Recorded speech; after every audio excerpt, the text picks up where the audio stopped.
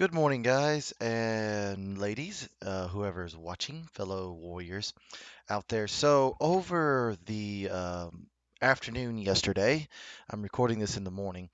Um, we had some news break about something that's been a little near and dear to my heart. And if you see in the top left-hand corner, and you've probably already seen it, the Siege rework in Total War Warhammer 3. Now, I've already watched the video like twice and kind of went through certain pieces. So there's certain pieces that I want to stick out. But apparently, they're doing a Siege rework. Now, when I watched the video the first time, and then I watched it the second time, I came away with two totally different reactions. The first reaction was, what have they actually changed? So, and we'll get into it in a minute. They start talking about how uh, we've made the maps larger and it's a three-walled settlement, and I'm like, but where's the three walls? So you've taken the existing maps and given us larger maps. Didn't we already have that in Thrones of Britannia? Didn't we already have that in Total War Attila? Didn't we already have that in Rome Total War 2? I think we did. And anyone can look on my Let's Plays of Rome Total War 2 and Total War, or not Rome Total War 2, but Total War Attila, and we'll see that the maps are really large. And some of the things that they're going to be giving us, we've already had. But they've done it in a different way, and they've using this supply system in sieges now. Now we can get towers that we can erect. So your solution is more towers, barricades, and traps. And we've had all of that except for the mobile towers. So all you're really doing is giving us back some of the things that we already had, but you still haven't made it a three-walled settlement. And I'll get into that in the video because here, let's dive into it because I've had enough of my little rant for a few minutes. So let's get into the video. Here, I'm gonna keep it down just a little bit. Sieging a settlement should not be an easy undertaking. Total War Warhammer 3 has reworked how sieges work. With new ways of attacking as well as defending, every inch taken will cost dearly. Settlement maps are now larger, and we've introduced more variety of maps than in previous games. Okay, so more varieties than in previous games. I'm going to call a little bit of BS on that. And we've made the settlement maps larger. Didn't we already have large settlement maps before? Yes. The question is yes, we have. I mean, it's an oxymoron because we've already had all of this. So, really, what have you done? You just given us back some of the mechanics that you took away and realized it was a terrible idea. So, let's keep going. With the fall of the Turtle Gate, Miao Ying moves her army from the Snake Gate to Wei Jin in an attempt to bolster the city's defenses and drive Tzeentch out of Cathay. Wei Jin, capital of the Celestial Dragon Empire, is a three-walled fortress and a testament to Cathay's architectural brilliance.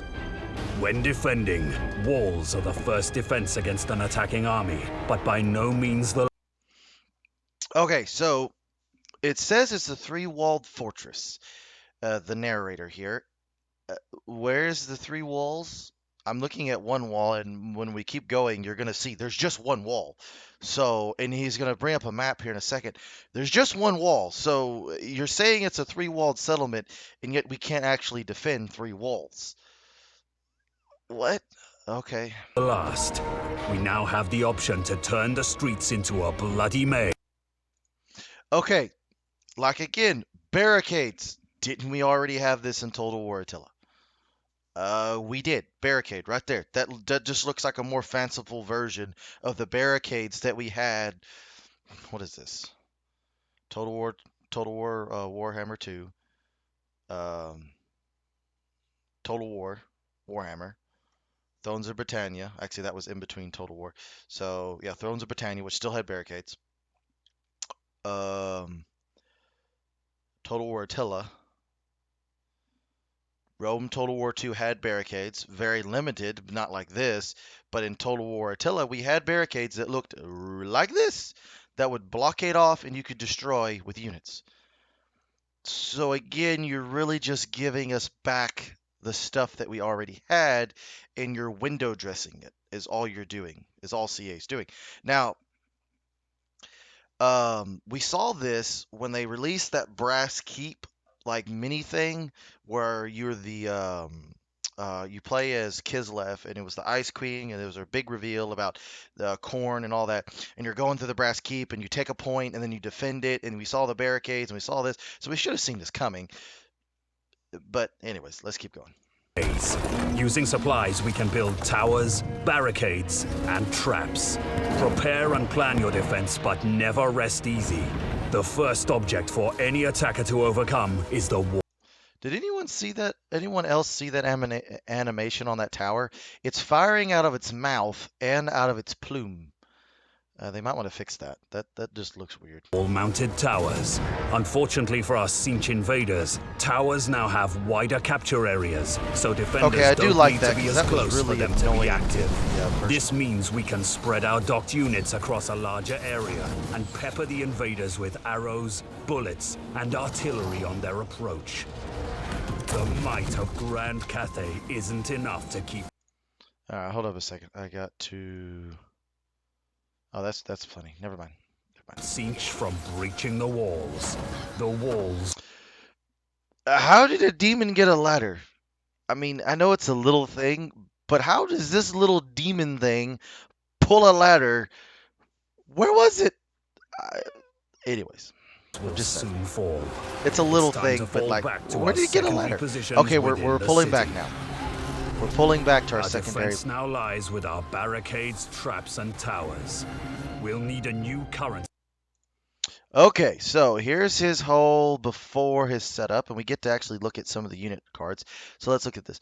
This is supposed to be, I think, the halberd variant of these. These are better warriors. They're more elite troops. This is the sword variant of these guys, but I think these are their most elite troops. That is the legendary lord. What's her name? That is a wizard that we saw in the last trailer. We got two basically Hellstorm rocket batteries. They're rocket batteries.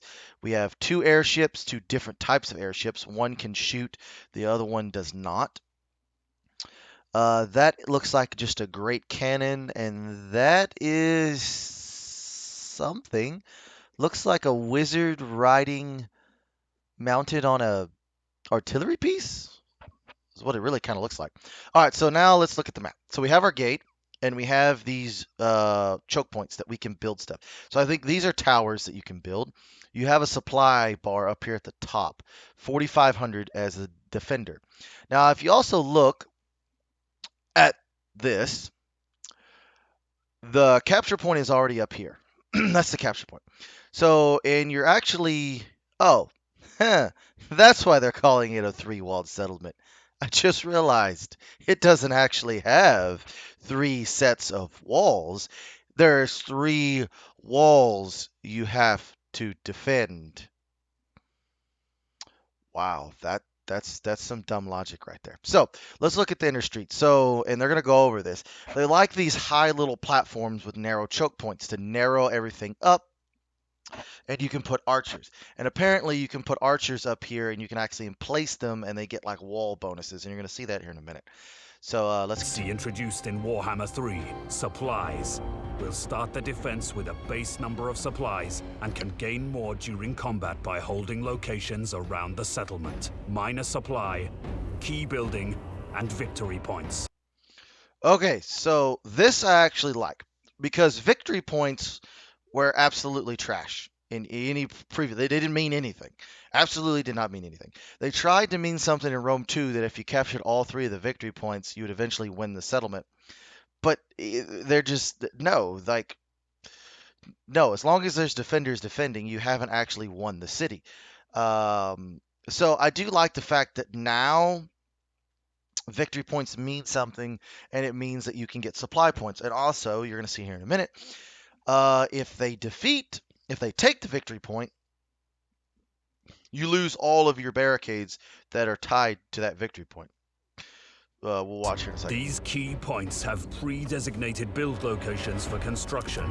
Once a barricade or All right, so you see, you can reinforce the barricade however you wish. You can demolish it. Those are for barricades. That's for a barricade. So you can do lots of barricades. That's for a tower. It looks like you can upgrade the tower because that says tower level 2. So you can upgrade your towers. All right, let's keep going. That's your crossbow unit. That's just your regular peasant archer. Those are going to be your damage dealers. And then that's your obviously your sentinel. tower is constructed, it can be dismantled for a refund of supplies and rebuilt elsewhere. But keep in mind, construction and dismantling is It a only takes lengthy 15 seconds process. to build a barricade. That's actually Barricades really and quick. towers are destroyed if their health reaches 0, or if the supply, building, or victory point they're attached to is taken by the attackers. So each one of these barricades, when you take it, supply points, you take it, and then when the attacker gets it, they don't get the barricades. It just loses everything, so it frees up that section of the city. Okay, okay, makes the victory points better. That's actually a good thing. Otherwise, victory points are just completely, utterly useless. If this occurs, your supplies are not refunded. See, there's a tower. There's an example of a wooden tower. It looks very ramshackly, but it will shoot at enemies, and I think it's a lower It's version worth of the other noting that towers. whilst attackers can capture points, they cannot build barricades or towers. Okay, let me just roll it back just a little bit. So you see this right here? This is traps. And the traps, I think they lower the melee defense and they lower the melee attack of attacking units and slow them down when they're affected by it. Now, this is going to be a spear wielding unit. I know it looks kind of weird because their spears do not look like actual spears. They kind of look like maces, but that's going to be your standard spear unit. Hold the line, probably mid-tier spear unit to hold the line against, and probably anti-large too. Yeah, that's larger foes. Wouldn't be surprised if they had some sort of special formation like shield wall or something. It'd be nice if they added those back in, give you certain bonuses and stuff like that, because they would naturally have a shield wall because they're really well-trained troops. But I digress. Points. They cannot build barricades or towers.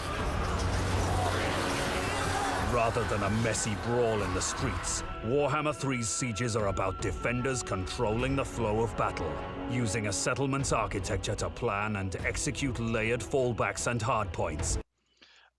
I'm just gonna let you know, because of the way the AI works, it's gonna turn into a messy brawl. Now, players, when you play multiplayer, this has way ramifications for multiplayer. I'm just talking about campaign. Campaign, AI won't give a shit about any of this. It just won't. It won't do what they say it's gonna do. It's gonna flap about. But in multiplayer, this is good for multiplayer, for defenders. It adds some strategicness that defenders can have. They can have those layered fallbacks like they're talking about. You can put you put a barricade down here, you can put your artillery right there or gunners right there and shooting them as they come up or archers and whatnot. So that's pretty cool. Where they can chip away at an attacker's forces. To this end, Now I do like the fact that the victory point is on the other side. So I don't know if you can see my mouse cursor. But the victory point is actually over here. So the enemy have to cross these two bridges to get over there. So you can lock down those bridges, put gunners on top of those two bridge points, and fire over the top at the advancing defenders. That's really good. You can make use of the terrain and whatnot. settlements have become multi-leveled with bridges and upper tiers that cross over streets, giving Just like what they're showing. They're showing the bridges and the upper streets and all that other stuff that I just talked about. These are going to be your Slinge Chaos Warriors, but these are probably going to be the Slinge, like, Demon Chaos Warriors or Chosen Chaos Warriors, or no, the Forsaken. That's it. They're going to be the Forsaken Chaos Warriors, is what they are going to be. But we shall see. ranged units more opportunities to shine. A good many of these bridges and overlooks are All right, so now they're showing you these overlooks. You can actually emplace them like walled. Now let's actually look at the statistics. So this is a peasant archer. Expendable, harmony of yin. I don't know what that's supposed to mean. What's their range? 140, missile strength 15. Oh god, that is awful. 22 ammunition. Hopefully you get the bonus. That what is that? That's got to be some sort of bonus. Weakness against armor. Yeah, I would say they're weakness against armor. These are going to be your killing units. These 90 slots. Those are just low tier archers.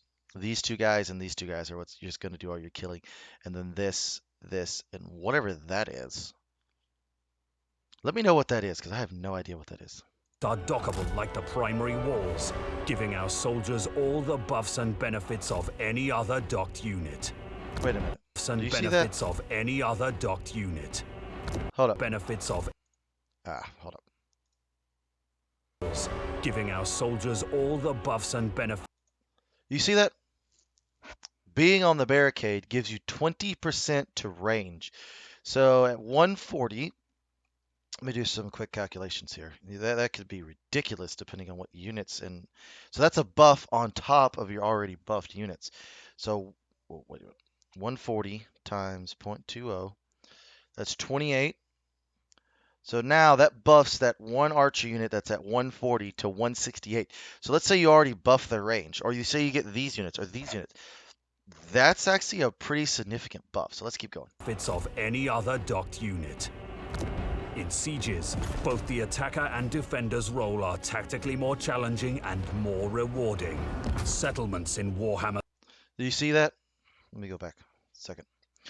A hex. So the barricade traps, which are 2,500, they have a minus 15% to melee attack and minus 15% to speed to that unit. So you could put gun units up here, and as they're coming in, shooting them, and they're getting that debuff to speed. And then maybe you have this guy right here, or maybe this wizard has another debuff, and you put that on there, which is a speed debuff, and you could really make some units that are supposed to be pretty fast to catch you really, really slow and pound them with missile units. So that's actually pretty nice. And more rewarding. Settlements in Jesus, someone Warhammer lost a 3 lot. have been designed with more open areas and strategic avenues to hide troops in. The avenues are the perfect ambush. These are the avenues that they're talking about. Is these little things right here? Those are not really avenues. They're choke points. And then you have this where you can put troops up there and you can fire on that whole plaza. So there is fallback points. Spot, making Except for flanking and devastating charges.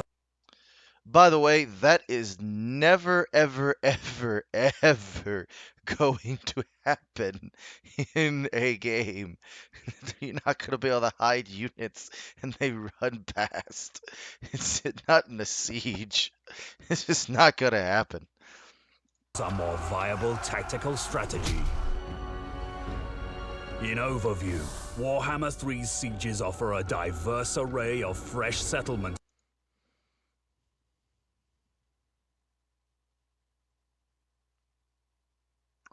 I stopped this here because I didn't really realize that. That is an entry point. So you have walls here, and then you have this.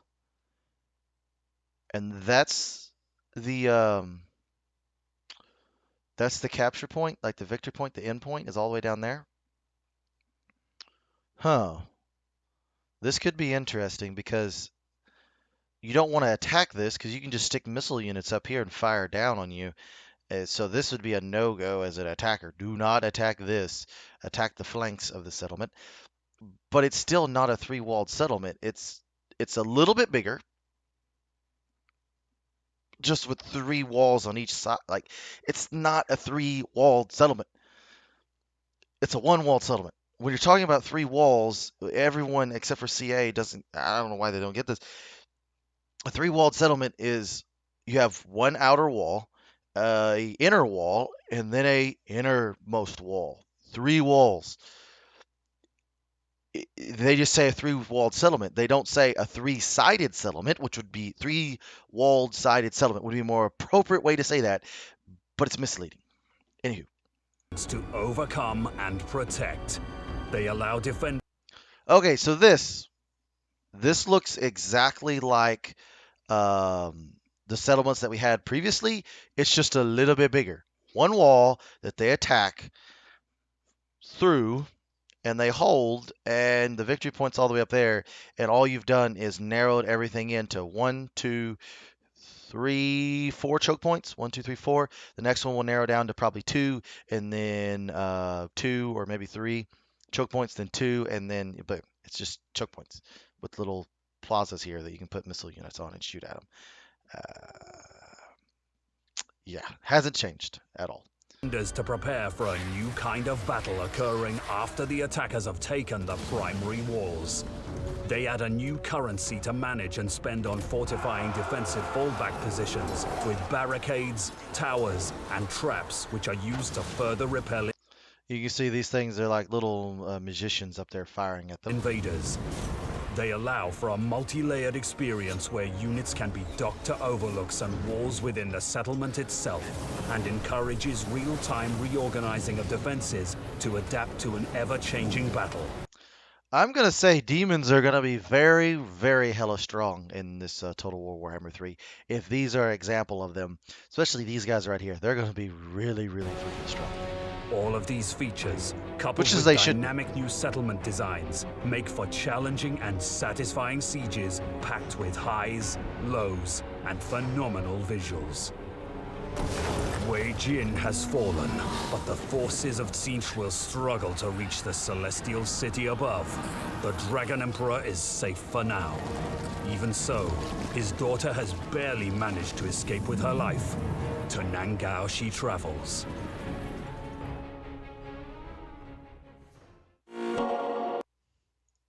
All right, so my final take on this. Have they really given us anything interesting? Uh, they've given us back barricades, which we had about 2 games ago before Total War Warhammer. We already had barricades, so they're giving us that back. They've, instead of just giving us back traps and barricades, they now give us towers, uh, which and apparently in the video did absolutely nothing to those demons, which it probably should have done more than what it actually did.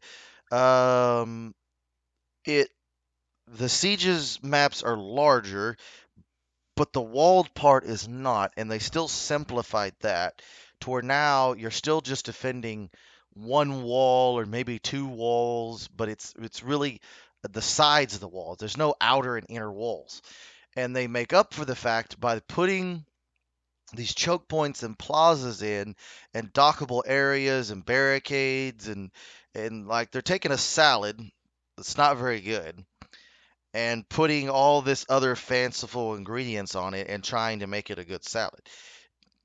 Now, will it make things better? I hope. I don't see it getting better, but I miss the one wall, two wall, three walls, and you had to slug it all the way through.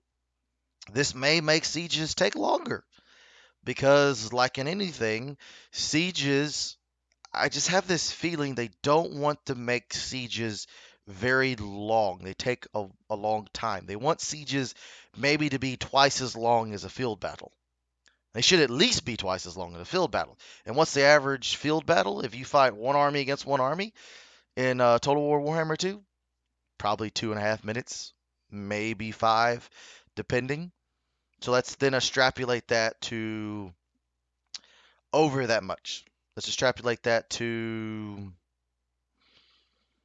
a siege battle. So if we do twice that much, that's what, 4 to 10 minutes? That's not a very long battle for a siege. Anywho, those are my thoughts on the siege rework. I had a lot to say about this because this is something that I'm very passionate about is sieges, and I've always loved fighting sieges. And I always thought sieges should take a commitment by the attacker to take a siege, and the defenders should have a lot advantages in it. And they have given the defenders a lot more advantages than they have had because previously it was one wall with really ridiculous towers that the attacker had no choice but to charge, screaming towards them, unless you completely isolated one section of the wall and attacked one section of the wall, pinned all your units into a corner of the map, fired at it with artillery, broke the towers, and then charged at that one little point. And then you had to break in at that point and then roll your way through the settlement. That's your only options. But anyways, it should be better, but I doubt it'll work the way that they're saying. Like, there's no way in hell you're actually ambushing people in a settlement because you see everything. So, anywho, Sieges, the rework. Is it a good thing? Maybe, maybe, maybe. It's the best I can come up with. I can't really say no, and I can't really say yes because they're just giving us the same stuff we've had, and they're just giving it back to us. But they're waiting such a long time that they're trying to sell it as something new, and it's not. So hopefully you don't fall for that. So, anyways, let me know down your own personal feelings or comments about the Siege rework in Total War Warhammer 3 down in the comment section below, and I would like to continue this discussion there. So, I'm all talked out about this subject. If I continue on, I'll just start rambling. So, I'm going to stop here. Until next time, this has been Warrior here. I hope you enjoyed the video, and I will see you in the next one. Have a good rest of your day.